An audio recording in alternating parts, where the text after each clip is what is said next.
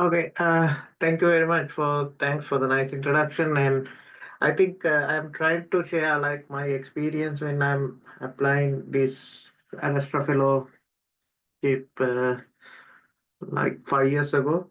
So it's like actually 5.5 years ago. So I applied for the first wave and I got the position there. So I'm trying to give some tips like what I did when I'm applying for Ad Astra Fellowship. So I have some small presentation so I can share.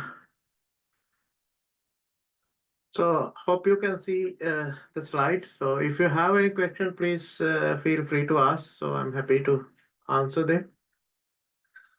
So about the Adastras uh, application tips. So I think I'm not going to discuss about the Adastra process because I think you're already familiar with it. So it's a new program started from the UCD.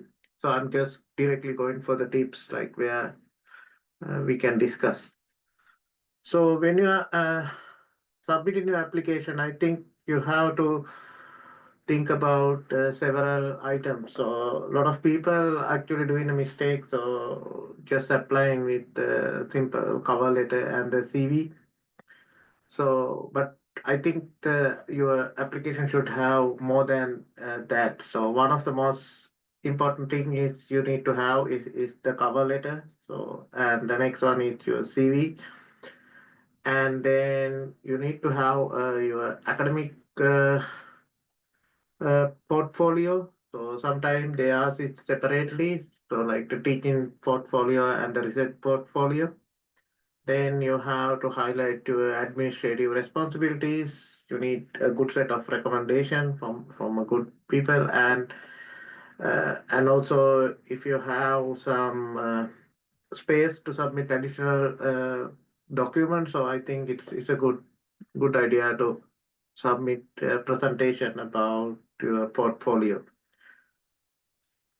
So about the cover letter, so I think this is the most important part I would say because this is where you make the first impression about the selection committee. So usually we received a lot of application, so we shortlist only very few number of people to interview, like maybe 5 to 7 applicant usually for one position, but we are receiving like more than 200 applications. So the cover letter is the one actually make the first impression like how good you are. So I would say this is you should use this cover letter to sell yourself. So that's the main idea. So just brag about yourself and explain what you have done, and this is really important. And one of the most important things in the cover letter you have to do is like so you have to actually highlight like why your research is important to the world. So that's quite important. So you have to add some paragraph to explain why the general your research area is important. And the second thing is like then you have to show like you are the right person to do research. You are a leader in this research team, and you know research field, and you are the like the best candidate who can do this research team. Actually, that's actually give opportunity for you to get a better chance because in the adastra positions it's like it doesn't have like a very specific focus, so we have like a little bit wider scope. So there can be multiple applicants who are applying on the same scope. Let's say like for example in computer science we have AI. So when you talk about the AI, so it can be different aspect of the AI. So then we have to think about like who's the best AI person we need to recruit, and also like who which AI topic is more important. So that's why the cover letter you have to say your area is quite important and you are the best person in that area. So that's really important. And also since this recruitment happen from the central selection, so the school and the university is also have some say about it. So then it's good if you can align your profile with the UCD strategy. So you can check the UCD strategy. Now we have this break-in barriers for 2030 is our strategy. So there are some goals like we are trying to achieve at the UCD, and you have to think about. how you can align your profile with this cover letter. That's also one of the important things you can do during the cover letter, because the people who read your CV or other profile, they don't realize like how your profile will align with the strategy or something. So the cover letter is the point you can actually use to highlight that fact. Okay, so I can contribute to this particular aspect of the UCG strategy and I can improve it. So those information you can easily include in the cover letter and actually make the nice story about your profile and make the good first impression to the selection panel. The next,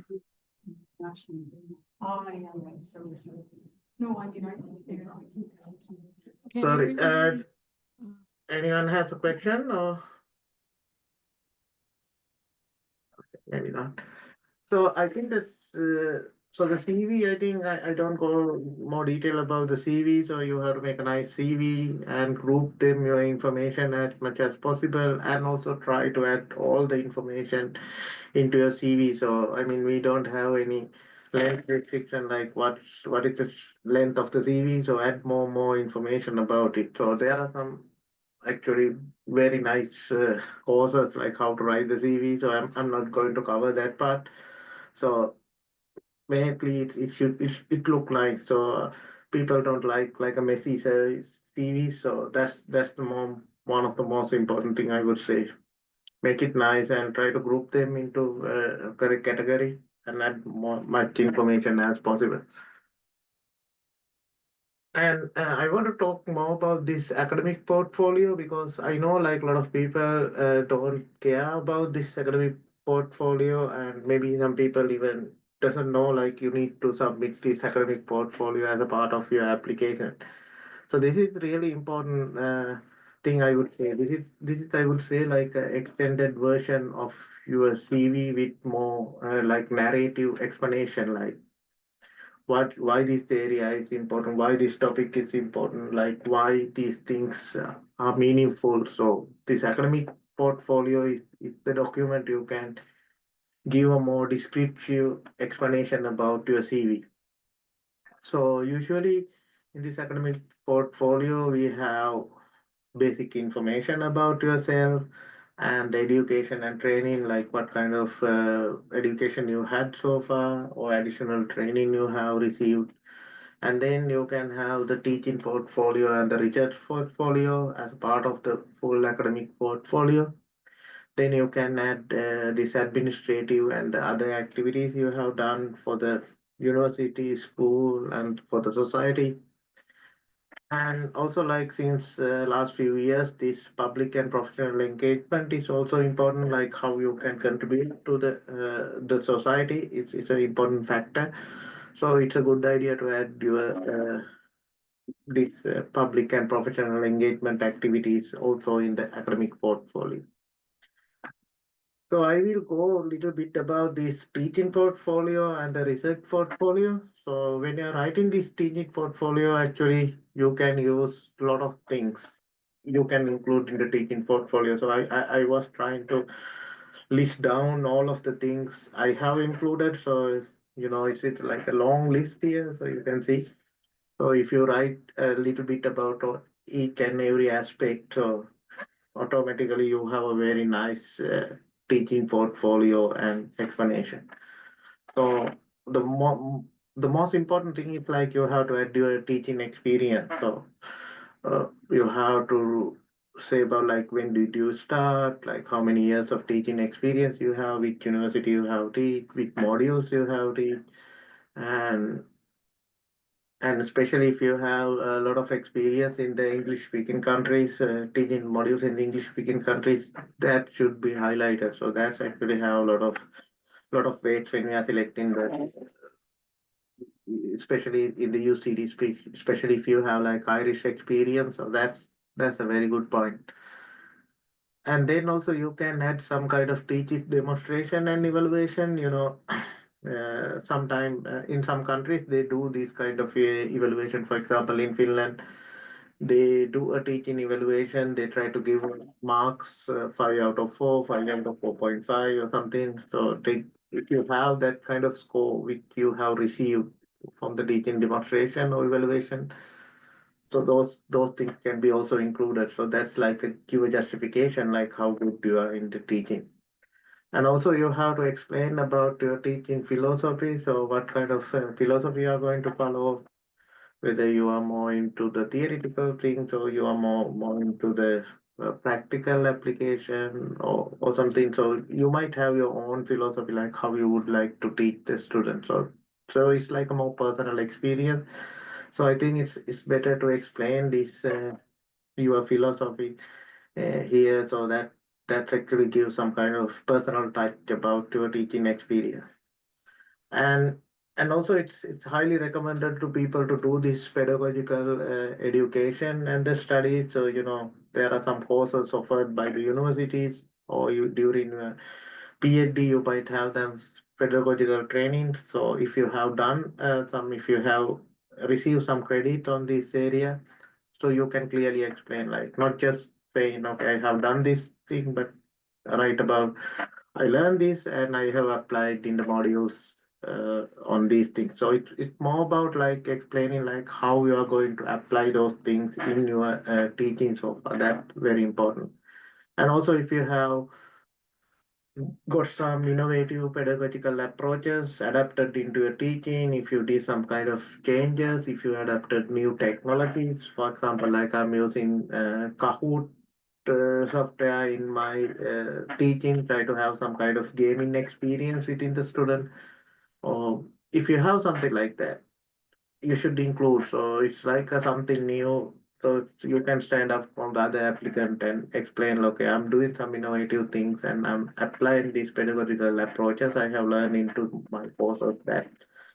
That's really add value.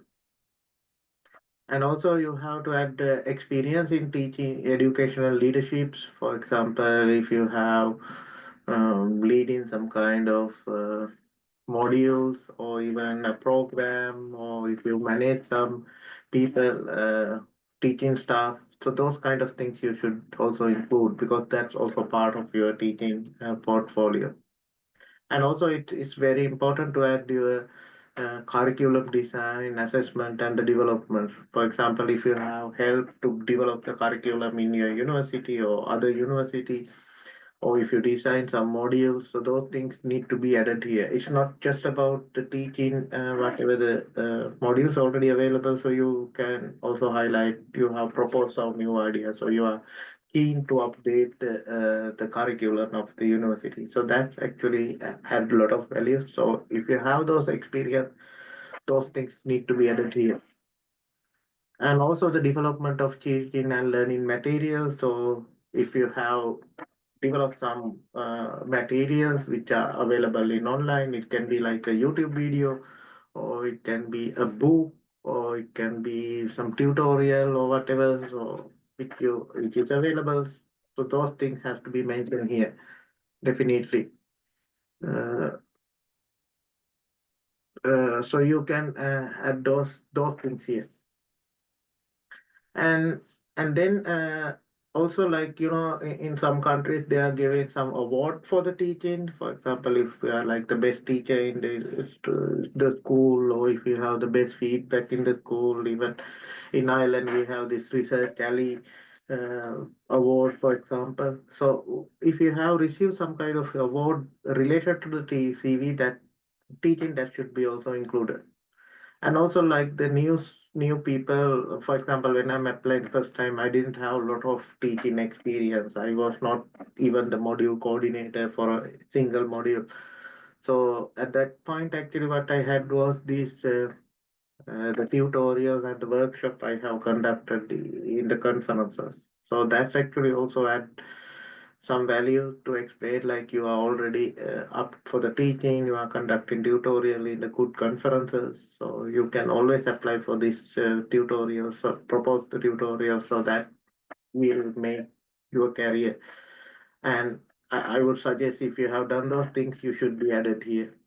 And then also the supervision of your students, like the doctoral master level students. So those kind of supervision experience you can add. Even you can go beyond this doctoral master level. You can add research assistant, final year project. Those things also can be added if you don't have a lot of experience with the postgraduate supervision.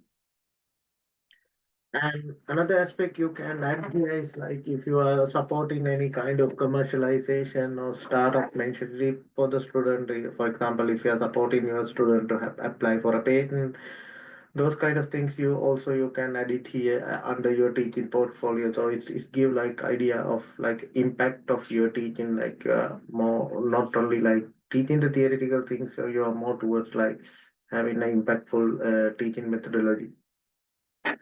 And also, if you have act as a external evaluator for some modules or the curriculum outside of the university, sometime you do that. So if you have done those kind of things, those things can be also added here. That will show the leadership of your teaching. And also, if you have done something on the students' professional and the personal development, for example, let's say you are organizing a workshop, or maybe you are organizing a poster session so the student can present their ideas, or you are organizing a workshop on how to write academic paper or something, So if you help the student to make their personal life and the professional life develop, so those things can be also added under your research portfolio. So basically, all of those things you can add under the research portfolio, and describe those things. You need to have maybe like nice 5, 6 pages of teaching portfolio that's actually add a lot of value. In the student the selection process. So there's like I would say like about 30% weight go into the teaching profile. So if you have like a good teaching profile, so you can score like 30 out of 30 or 30 out of 25 something. So that will add lot of value. So the next thing is the student supervision. So when you're writing about the student supervision, actually you can write about the postdoc, PhD student, MSc student, final year project, research assistant. So uh, all of these student supervision activities you could add as your experience. And also, if you have received any award for this supervision, that can be also added. And also, if your student already received some awards, like the travel grant or even the best paper award or anything anything related to the student awards can be also added under your student supervision. That's actually showing like you are guiding your student to achieve their goals and having a better uh, they are having a better research careers in their life. So that's really important. And also if you have built like a kind of research group, so with a lot of student and also the collaboration, so that can be also added under the student supervision. So yeah, having like a maybe even you don't have a research group already set up, but it's a good idea. You can name a research group and have some kind of virtual group set up, and you can say, I have a research group and I'm managing the student in a group environment, so they can collaborate with each other, they can grow together as a group. So these kind of thing is really important because that's like one of the criteria UCD is considering, like how good in you are managing a research group, whether you have experience in managing research group. These things even valuable your promotion applications as well. And also you can show the collaborations, like you might be co-supervising the student in other universities. That also add a lot of value. I mean, having a papers with other student will not count as the supervision, but if you are like a co-supervisor of the student in other universities, that's actually help a lot. And also if you have like a visiting student visiting your lab, they can be also added as your student supervision experience. Then about the research portfolio. So the research portfolio is also very important, similar to these uh, academic portfolio. So I think this is not about the research plan. So the research plan, sometimes they ask the research plan, what kind of research work you are going to work and those things. But this is not about research plan. This is about the research portfolio you will be adding in your uh, academic portfolio. So under the research portfolio, so you need to have like introduction. So again, this introduction is quite similar to your cover letter. You have to explain like why this particular research area is important, why it is going to be a key factor in coming years, and then talk about why you are the best person to do it. Like you are the leader in this area, and you have a lot of connection in this area, and you are collaborating with the key researchers in this area. Or you have to highlight this research area is important, and the second thing is like you are the best person to do this, or the one of the top guys to do it. So that should go as the introduction. And then you can include about the metrics about your publication. Or of course, you can add the list of publication under your CV, but here you don't have to add all the publication, but more about the metrics like what is your citation and H index. And also, it's very important to add this field weighted citation impact. So FWCI value. So because in UCD we consider this is quite important factor to evaluate. And also, if you can have some kind of statement like how is your FWCI compared to the university level averages or the school level averages, like whether you are above the value, or if there's above value, like how many times, whether you are 2 times higher than the school average or something. If you can add that kind of thing here, that will be adding a lot of value. And also you can mention about the impact factor and the ranking of your conferences. For example, let's say you have like two, three COE or COE star conferences, or your publication, let's say journals has like 90% of your journals are published in the Q1 journals, for example. So if you can add those kind of important parameters, it should be highlighted here. It's not about the number of journals or the number of conferences, it's just highlighting you are publishing in the top venues and how much percentage you are publishing in the good venues. So those like factors should be included here. Maybe comparison with the schools and other people. So then it can give like some kind of edge for uh, your profile. And also you can include about the project funding you have received, and also the research visit you have done. Research visits are quite interesting because if you have not just the collaboration you have with the universities, but if you go to that place and do a research visit, that actually give a lot of value. Because I personally received this comment in one of my interviews. They were saying like, okay, so you were visiting a lot of people, places, key places, and you have the research visit in your profile. That's quite important. And some universities consider this is a very good research output. So if you have the research visits, so those things should be included and highlighted.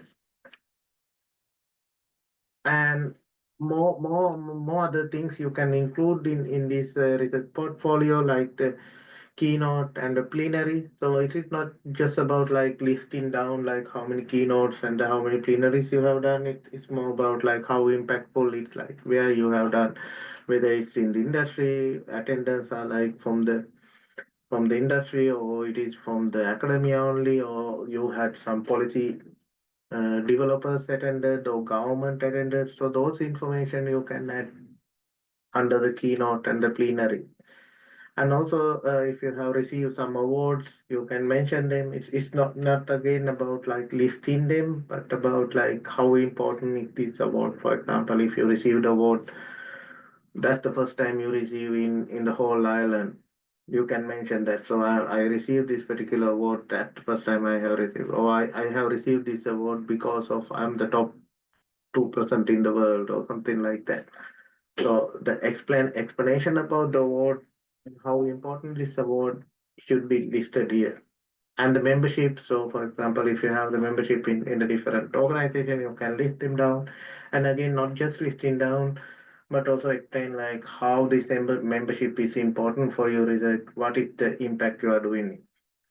And then you can mention about the event organization, editorial work, and those things, counting. So you can either include in the research portfolio or either in your CV. That's also fine. And this, if you have done opponent or the PhD evaluator, PhD thesis evaluations, so those activities can be included. And also your, if you have act as internal evaluator for the faculty post, that can be also included under the research portfolio. And the project level responsibility, I think this is quite important. So if you are not as a PI or principal investigator, but you have like a technical management committee member or technical manager of a project, or if you are in part of the Tyrian board. So those information should be also explained. So you have to highlight like how big is the project, and then say this technical responsibility is how serious is that. Not just saying, okay, I'm the uh, technical manager for project A, project A. Nobody is caring, but you have to say the project A is the top EU project. We have like partners from industry, blah blah blah, and I'm the like technical manager for that particular project. Or I'm a student board with other professors from like Stanford or this university, that university, and also from some industries. So we form a steering board, and I'm one of the members of this. So to give the value and explain like why this membership or whatever this responsibility is important. So that has to be explained. And then you can add the innovation and impact if you have some patent and those kind of things. Actually, I have one slide here. So innovation and the impact. So you can add a lot of things. So for example, if you support any commercialization of the new startup, if you have your own startup, for example, that can be included here. And if you have any patent, so that can be also included here. So justification like why this patent is important. Not just having saying, okay, I have a patent. You have to say, okay, I have patent. It was cited 100 times, or it was cited in other patent, or it is using by this company for their product, or something like that. So you have to show not just saying the patent, because the number of patent and the patent will be already included in your CV. But here you have to explain like why this patent is important, what is the impact of the patent. So that's the idea of this research portfolio.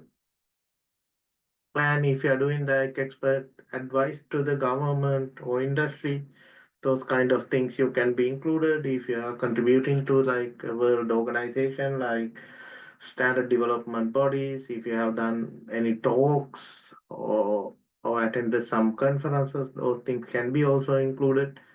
And the responsibility in the industry, for example, you might be like a senior advisor for some companies, those things can be also included. But again, it's not just saying about, okay, I have this responsibility, not like that. You have to explain, okay, this is like one of the best software companies in the Pakistan, and I'm a advisory member, or I'm like responsible for acquiring new research funding or something. What you are doing as a responsibility has to be explained. So that's about, this is more about like what you do in every topic.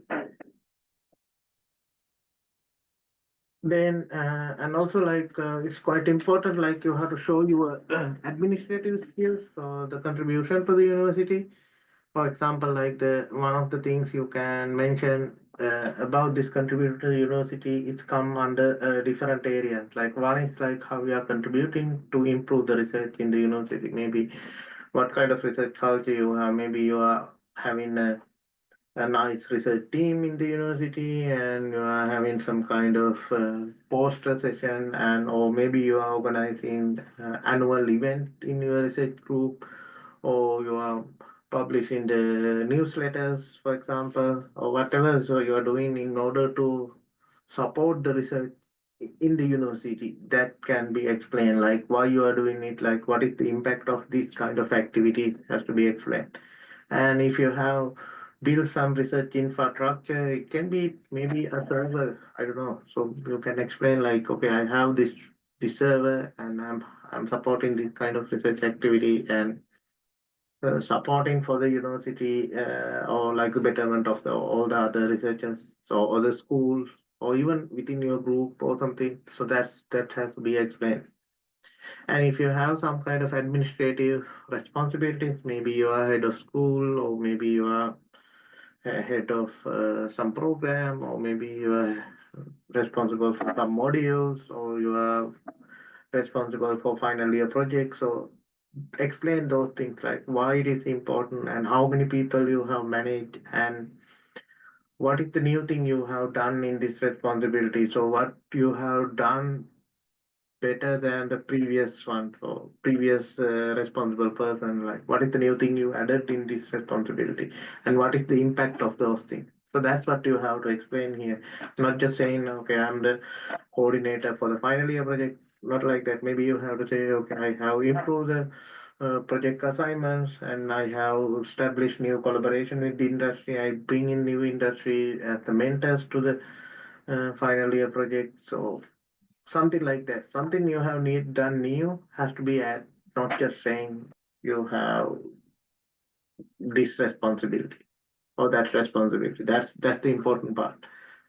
And outreach possibilities, for example, you can also explain like you, because you know you are coming from, for example, Pakistan. You have a lot of collaboration with Asia, so you have the possibility to support some kind of outreach activity of the university. Maybe you can give some example, like you have give talk in different universities in Pakistan, in other countries, and those kind of information you can add very easily and explain like how those things are important to attract more researchers or the student into the island, or how you can help to attract more people into the UCD. So the recruitment support outreach activities you have done in past, you need to be highlighted.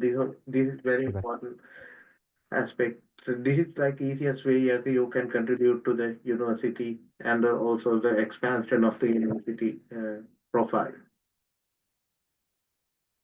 So I think that's all I want to give from my side. So I think this is. I hope this might be helpful for you to apply. So if you have any question, I'm happy to answer. Please ask your questions or leave them in the chat window.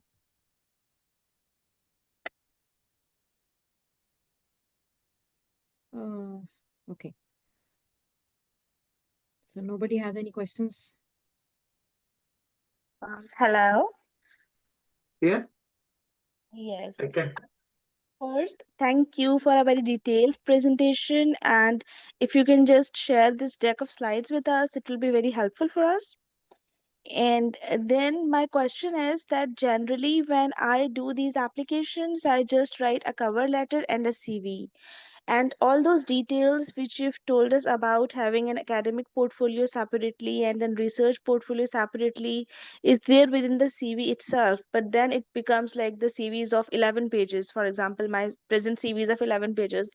So, although you've clarified that all of those items should be in the academic portfolio and research portfolio separately, but could you just highlight a little bit about that? What should be there on the CV then? Because if I take out all those items from the CV No, and put them separately in the documents, then what should be there on the CV?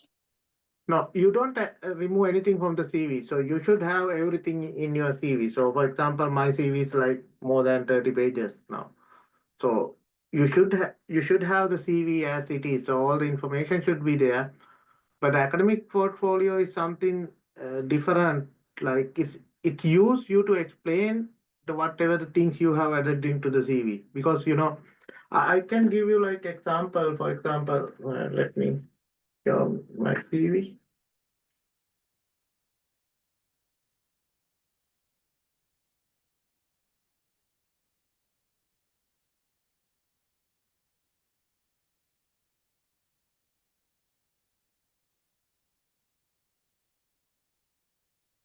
So if they don't have any restriction like what is the CV you should submit the full CV. So most of the academic CVs is like this. So you can see like my CV is like Uh, this um, year, I think Madhusanka, they have a limit of like 5 pages. I just saw the applicant guidelines like yesterday, and they have set to limit it to 5 pages. But then okay, they're also moving to the narrative style CV. So maybe you can okay. tell a little bit about the narrative style of CV. It's a Yeah, totally so different if format. you if you're moving to the narrative style CV, so then actually you can't include these matrices in your CV, but still you can use the academic portfolio to include the additional information. So the CV actually, let me show actually the academic portfolio also. One comment about it. Uh, I'm trying to find it.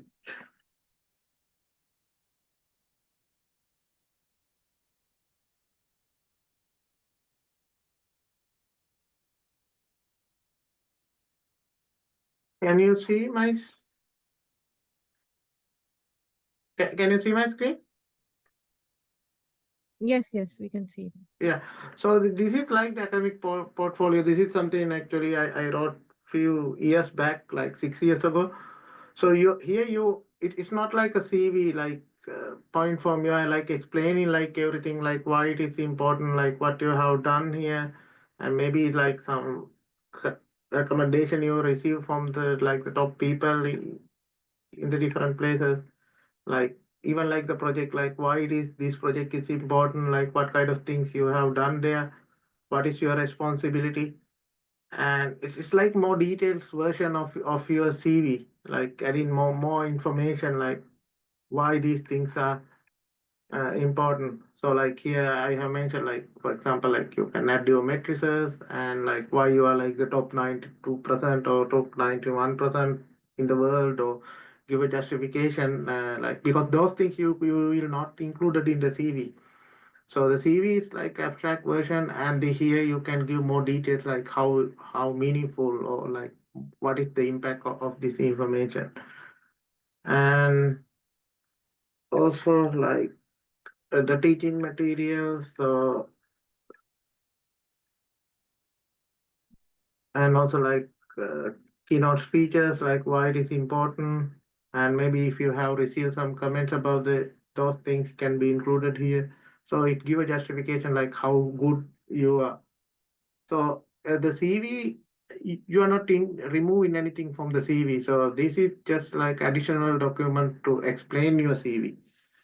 And also, if I quickly show some kind of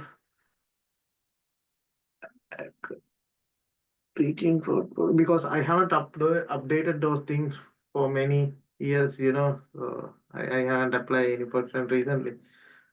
So this is also like the teaching portfolio, like what is your teaching experience, so what is like early teaching experience, what you have done in your recent university, what are the new things you have done, and how you did differently than the other people, like what is the new thing you bring in under each topic.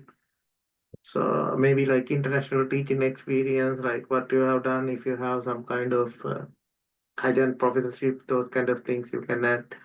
Like what is the new pedagogical approaches you are applying, like problem-based learning, I'm going to use it. So gamification technology, AI-assisted learning, or whatever the new things you are going to do. And the supervision of the PhD student and the teaching demonstration, this is what I have mentioned. So if you have done some kind of the teaching demonstration and evaluation, those things you can add, and the teaching and learning materials you have used, and also like where these things has been using. If you know them, you can list it. For example, I have like several books, and these I know these books are using in this university as a teaching material, so that can be also added here. Education leaderships, like what are the new things you have done. For example, you help to establish a new master program, or support any any of these activities that can be added. For example, if your student is receiving some kind of grant or award, So those things also you can mention. You can highlight your students are going to good places and they are receiving good recognition. So those things actually are not included in your CV and you can include here to give additional information. Teaching merits, or if you support the commercialization of the ideas, if you have this pedagogical education, if you have like 15 credits or 10 credits or 5 credits of teaching experience certification, so those things can be added. So the CV is it's a like abstract version of these things, I would say. So you will add more explanation about those things and the importance of each point should be added here. That's the idea.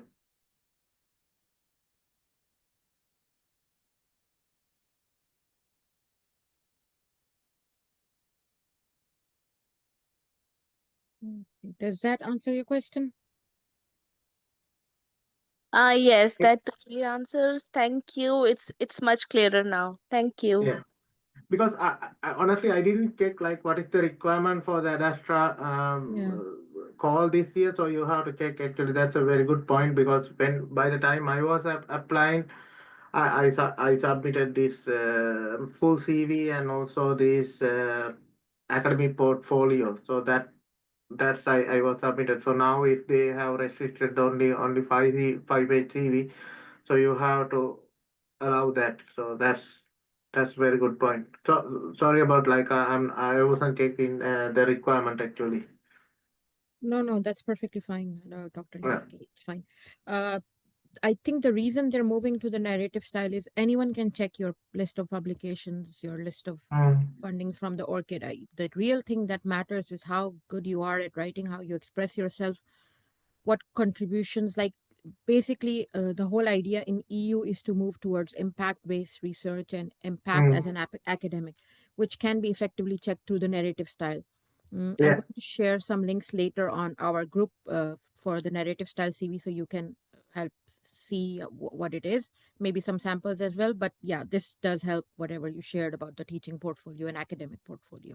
Yeah, actually, this academic portfolio, the comment I have given about the academic portfolio is actually directly applied for how to write the narrative CV. It's about Yeah. not Yeah. just listing down, you have 10 papers. It's about like saying, my papers are referred, it's a Nokia white paper or standardization document my paper has been referred, or maybe I have contributed to one of the white papers or something like that. So not just saying this paper has this number of citation, it's about the impact. Like that's basically what I have explained how to write the academic portfolio and how to write the research portfolio can be applied when you are writing the narrative CV. Right. Does anyone have any more questions?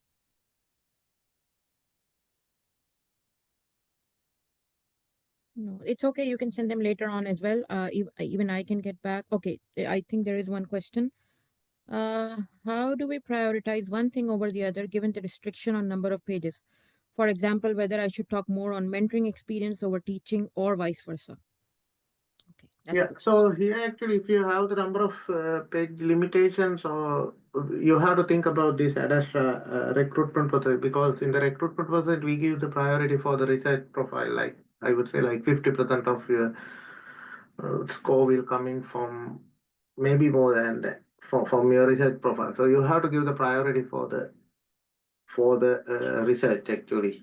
So then the next part is about your teaching, and the next part is about your administrative. Maybe 50% for the research, to 30% for the teaching, and 20% for the admin, or something like that.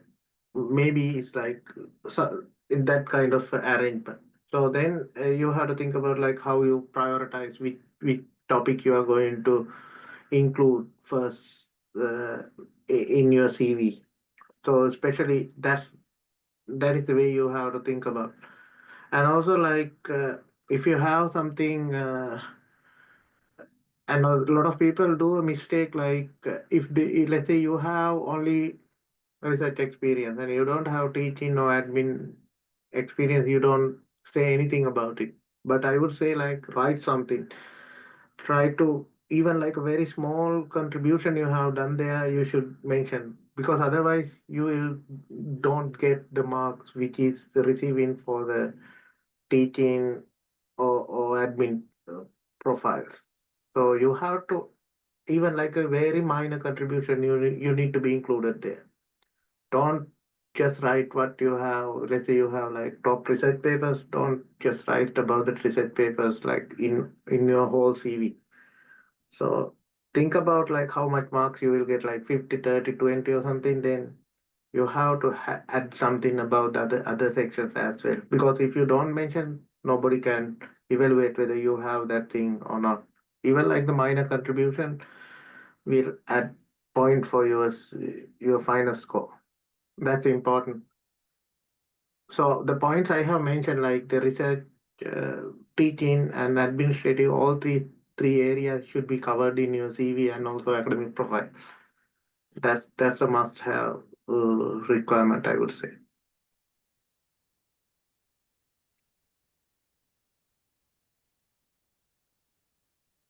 That's very helpful. Thank you, Dr. Lianagi. Any other question?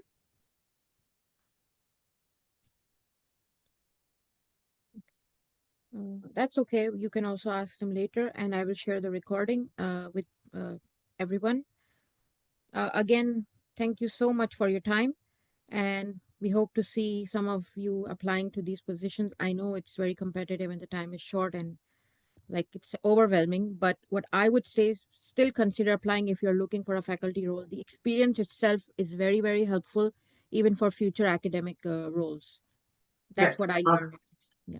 So if you have any questions, you can email me. So you have my email address, and good luck with your applications. Yeah. Thank you. Thank you, everyone. Okay. Bye. Bye.